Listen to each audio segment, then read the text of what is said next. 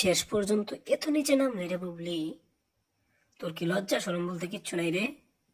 হ্যাঁ, তুই একটা কত বড় ভুল করলি। তোকে তো ভালো মনে করেছিলাম। জুয়া হলো বাংলাদেশের একটা অনৈতিক এবং রাষ্ট্রবিরোধী কাজ। আর তুমি বাংলাদেশের একজন নাগরিক হয়ে তুমি কি করে তাদের মানুষকে জুয়ার দিকে আকৃষ্ট করতেছো? তোমার তো লজ্জা থাকা উচিত। তোমার সন্তান কি নেই?